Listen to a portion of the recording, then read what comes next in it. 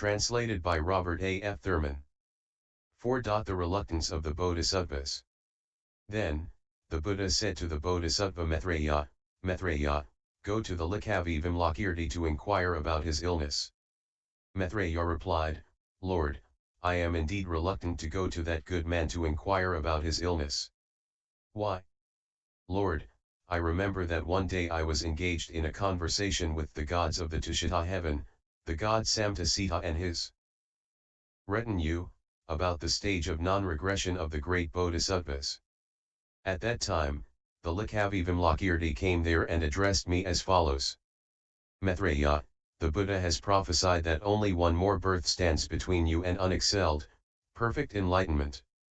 What kind of birth does this prophecy concern, Maitreya? Is it past? Is it future? Or is it present? If it is a past birth, it is already finished. If it is a future birth, it will never arrive. If it is a present birth, it does not abide. For the Buddha has declared, Bhikkhus, in a single moment, you are born, you age, you die, you transmigrate, and you are reborn. Then might the prophecy concern birthlessness? But birthlessness applies to the stage of destiny for the ultimate, in which there is neither prophecy nor attainment of perfect enlightenment. Therefore, Maitreya, is your reality from birth? Or is it from cessation? Your reality as prophesied is not born and does not cease, nor will it be born nor will it cease. Furthermore, your reality is just the same as the reality of all living beings, the reality of all things, and the reality of all the holy ones.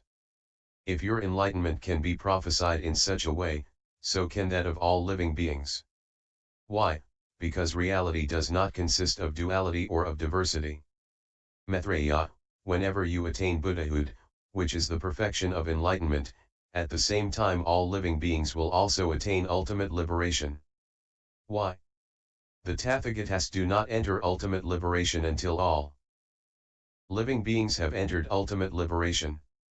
For, since all living beings are utterly liberated, the Tathagatas see them as having the nature of ultimate liberation. Therefore, Maitreya, do not fool and delude these deities. No one abides in, or regresses from, enlightenment. Maitreya, you should introduce these deities to the repudiation of all discriminative constructions concerning enlightenment. Enlightenment is perfectly realized neither by the body nor by the mind.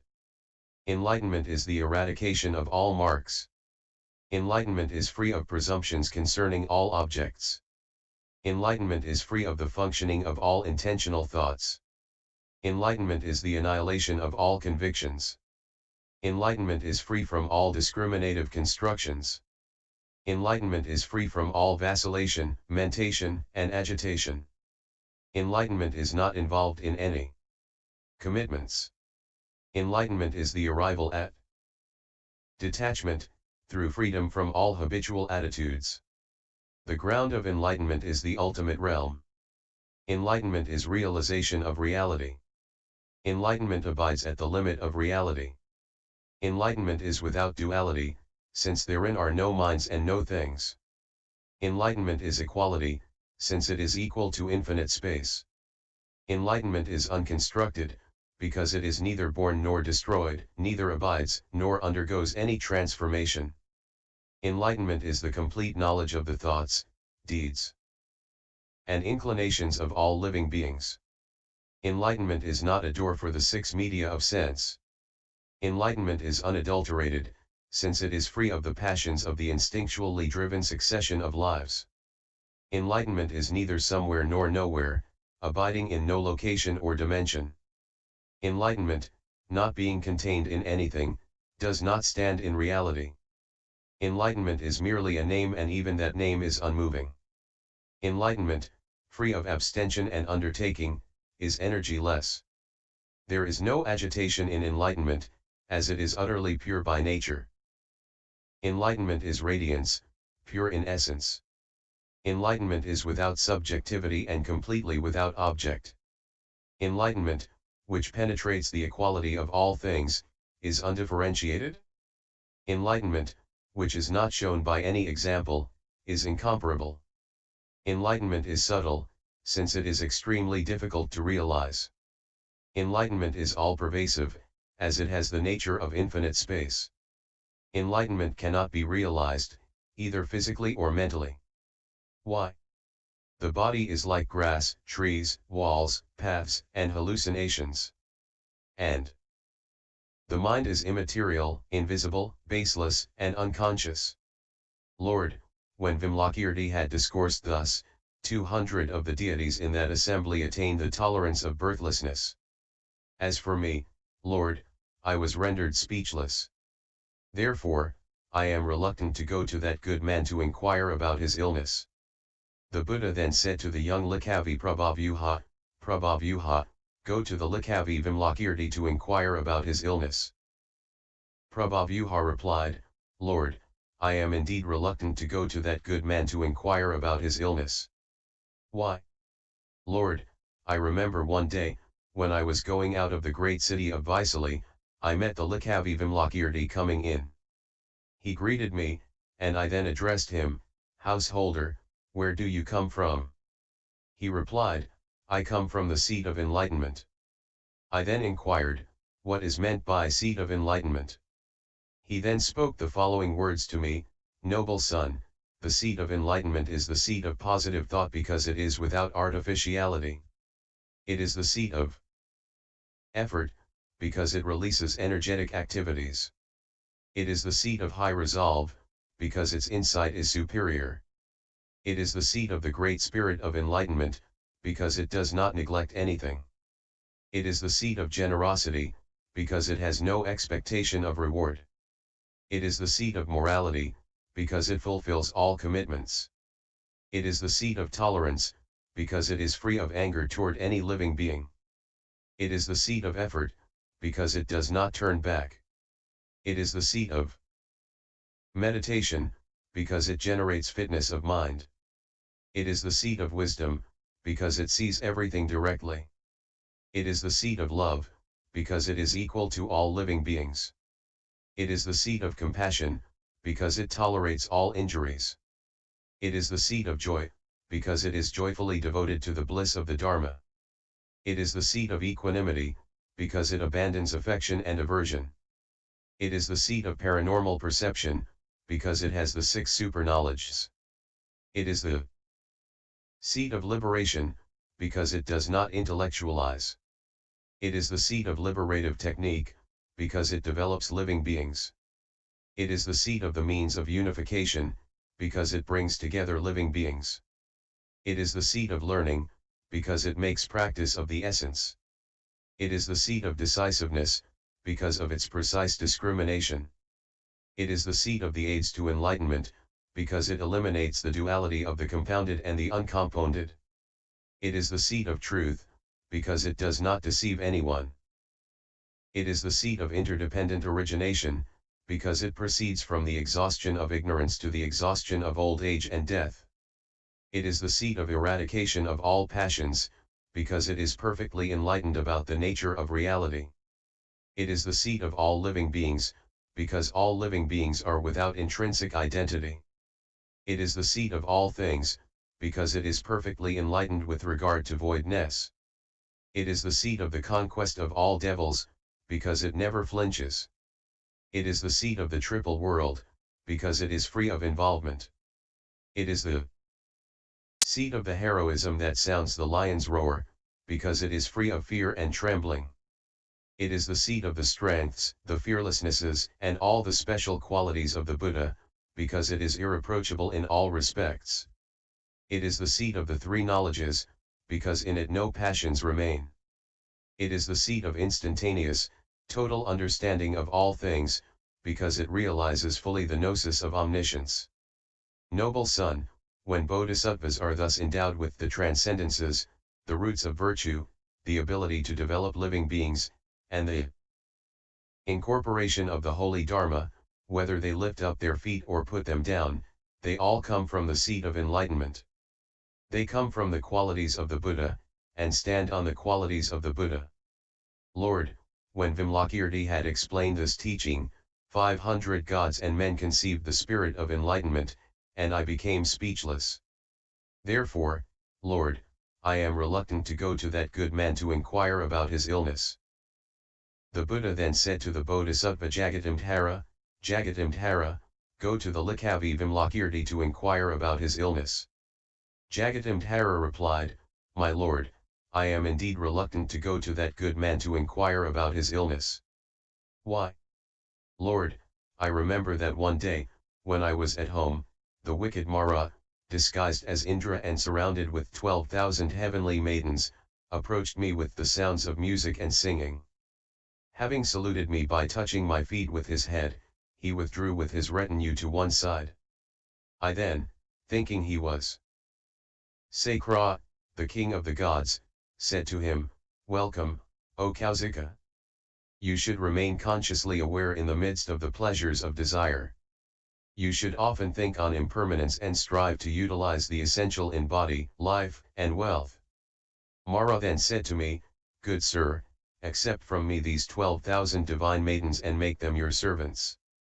I replied, O Kausika, do not offer me, who am religious and a son of the Sakya, things which are not appropriate.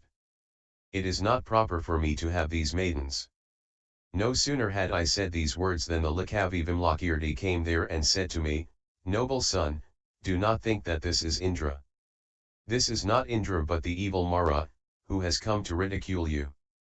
Then the Likavi Vimalakirti said to Mara, evil Mara, since these heavenly maidens are not suitable for this religious devotee, a son of the Sakya, give them to me. Then Mara was terrified and distressed, thinking that the Likavi Vimalakirti had come to expose him. He tried to make himself invisible, but, try as he might with all his magical powers, he could not vanish from sight. Then a voice resounded in the sky, saying, evil one, give these heavenly maidens to the good man Vimalakirti, and only then will you be able to return to your own abode. Then Mara was even more frightened and, much against his will, gave the heavenly maidens. The Likavi Vimalakirti, having received the goddesses, said to them, now that you have been given to me by Mara, you should all conceive the spirit of unexcelled, perfect enlightenment. He then exhorted them with discourse suitable for their development toward enlightenment, and soon they conceived the spirit of enlightenment. He then said to them, you have just conceived the spirit of enlightenment. From now on, you should devote yourselves to find joy in pleasures of the Dharma, and should take no pleasure in desires. They then asked him, what is joy in the pleasures of the Dharma? He declared, it is the joy of unbreakable faith in the Buddha, of wishing to hear the Dharma, of serving the Sangha and honoring the spiritual benefactors without pride. It is the joy of renunciation of the whole world, of not being fixed in objects, of considering the five aggregates to be like murderers, of considering the elements to be like venomous serpents, and of considering the sense media to be like an empty town. It is the joy of always guarding the spirit of enlightenment, of helping living beings, of sharing through generosity, of not slackening in morality, of control and tolerance in patience, of thorough cultivation of virtue by effort, of total absorption in meditation, and of absence of passions in wisdom.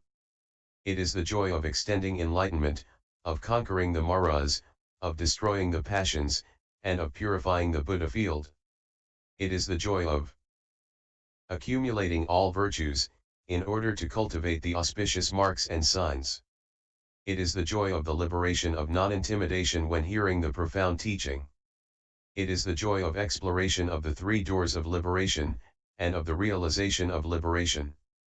It is the joy of being an ornament of the seat of enlightenment, and of not attaining liberation at the wrong time.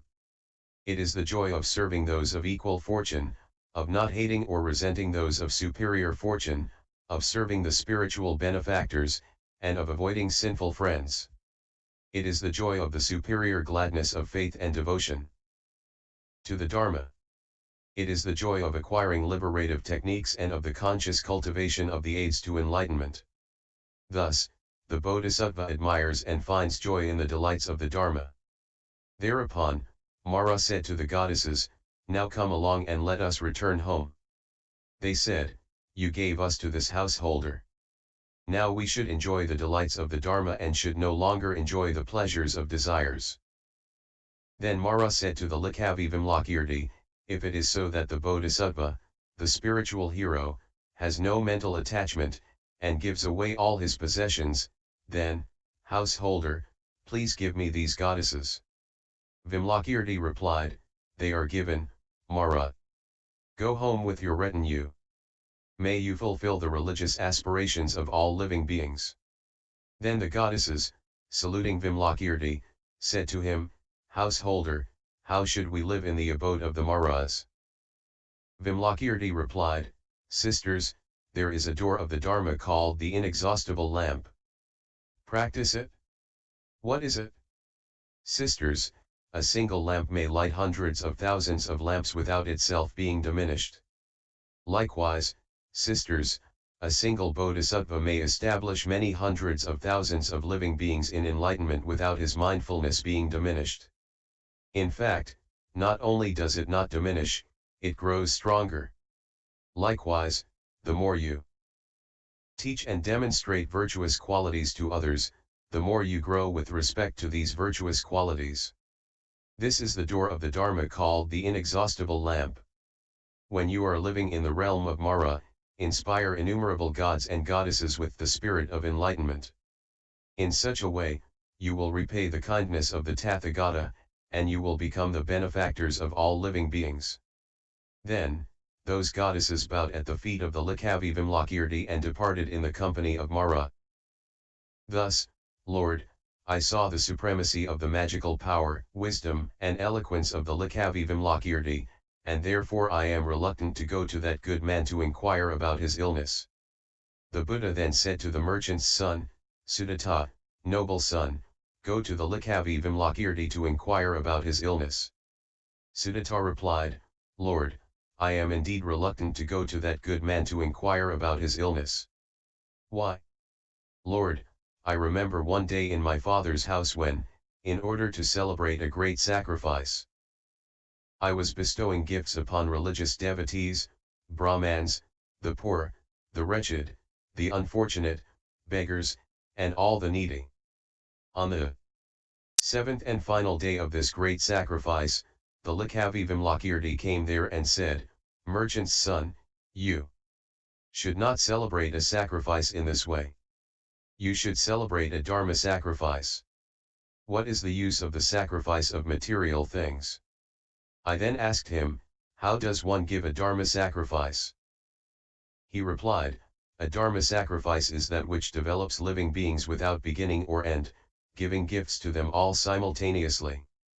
What is that?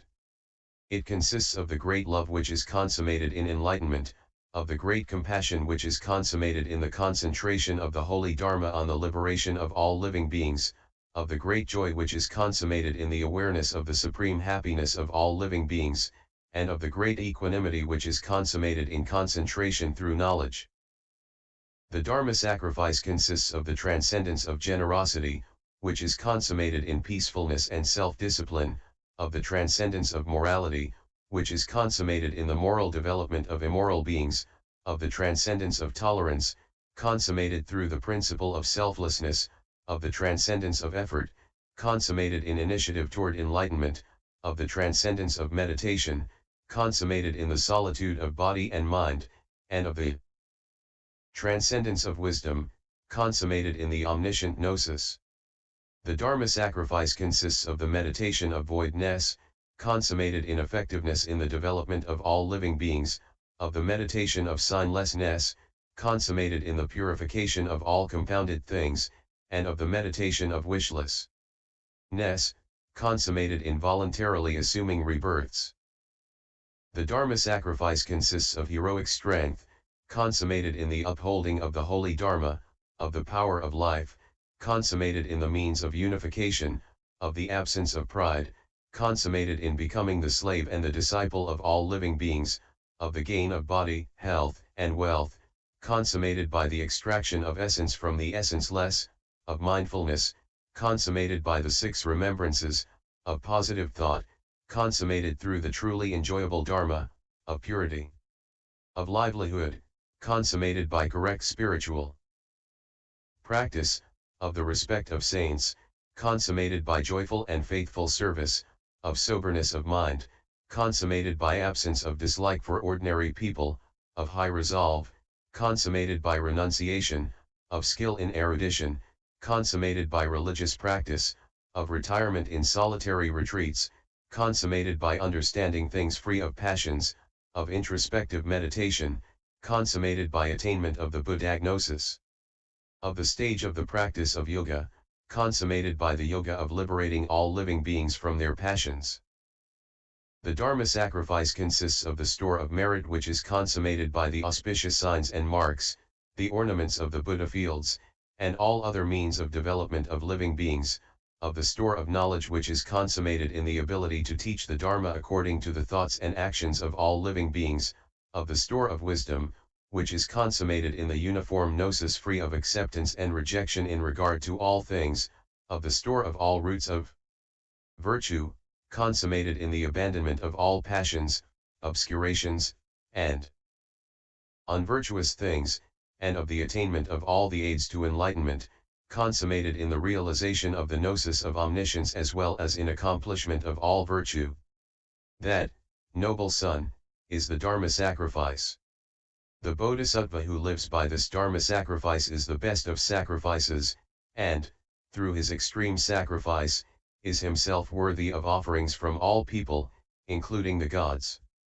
Lord, as soon as the householder had discoursed thus, 200 Brahmans among the crowd of Brahmans present conceived the spirit of unexcelled, perfect enlightenment. And I, full of astonishment, having saluted this good man by touching his feet with my head, took from around my neck a necklace of pearls worth 100,000 pieces of gold and offered it to him. But he would not accept it. I then said to him, "Please accept, good man, this necklace of pearls, out of compassion for me, and give it to whomsoever you wish." Then, Vimalakirti took the pearls and divided them into 2 halves. He gave 1 half of them to the lowliest poor of the city, who had been disdained by those present at the sacrifice. The other half he offered to the Tathagata Dusprasaha. And he performed a miracle such that all present beheld the universe called Marisai and the Tathagata Dusprasaha. On the head of the Tathagata Dusprasaha, the pearl necklace took the form of a pavilion, decorated with strings of pearls, resting on 4 bases, with 4 columns, symmetrical, well constructed, and lovely to behold. Having shown such a miracle, Vimalakirti said, "The giver who makes gifts to the lowliest poor of the city, considering them as worthy of offering as the Tathagata himself, the giver who gives without any discrimination, impartially, with no expectation of reward, and with great love, this giver, I say, totally fulfills the Dharma sacrifice." Then the poor of the city, having seen that miracle and having heard that teaching, conceived the spirit of unexcelled, perfect enlightenment. Therefore, Lord, I am reluctant to go to that good man to inquire about his illness. In the same way, all the Bodhisattvas, great spiritual heroes, told the stories of their conversations with Vimalakirti and declared their reluctance to go to him. And Vis 004.